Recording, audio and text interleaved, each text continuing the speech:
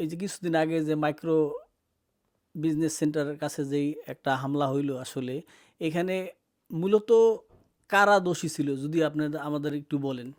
আচ্ছা, ধন্যবাদ। আমি অনেকটা আপনারা সাংবাদিকরাই যে ফুটেজ দিয়েছেন, আমি মূলত এইগুলিই দেখেছি। আমি তখন উপস্থিত ছিলাম না, পরে আমরা খবর পেয়ে এসেছি।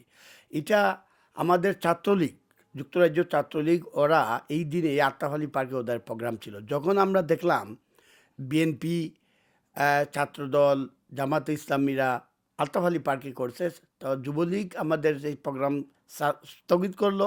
ছাত্রলীগরা তারা মাইক্রো বিজনেস সেন্টার, এইখানটা সেফ প্লেস, এখানে ওরা শান্তিপূর্ণ সভা করছিল। এরপর জামাত বিএনপির কয়সরের নেতৃত্বে বিএনপির সেক্রেটারি মিছিল এসে এই মাইক্রো বিজনেস সেন্টারে ওরা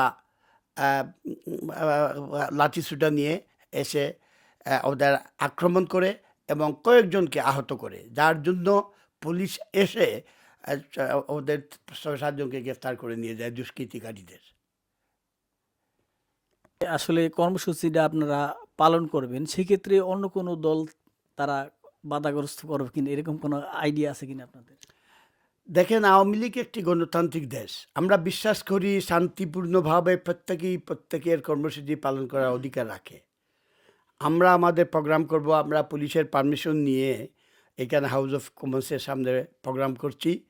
আমার বিশ্বাস যে গণতন্ত্রে যারা বিশ্বাস করে তারা কেউই বাধাগ্রস্ত করবে না। আর যদি মৌলবাদীরা যেইভাবে দেশে মানুষকে জ্বালাও পোড়াও আঘাতপ্রাপ্ত করেছে, মাইক্রো বিজনেস সেন্টারে যারা আক্রমণ করেছে, আহত করেছে, যদি ওরা এই ধরনের কিছু চেষ্টা করে, আমরা যথাযথভাবে ৭১ সালে যেইভাবে প্রতিরোধ করেছিলাম, আমরাও তাদের কালো হাত ভেঙে দিব এবং তাদের প্রতিরোধ করব ইনশাল্লাহ।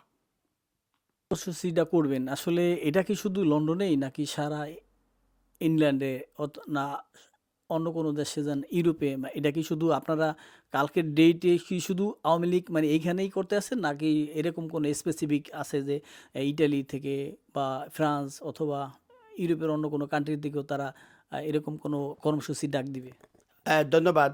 আমরা কিন্তু যখনই জামাত বিএনপি বাংলাদেশে যারা উপরে আরম্ভ করছে, বিভিন্ন দেশে, লন্ডনে বিভিন্ন এরিয়াতে আমাদের সাধারণ জনগণ এবং আওয়ামী লীগের পক্ষ থেকে প্রতিবাদ চলে আসছে। এটা চলমান প্রক্রিয়া।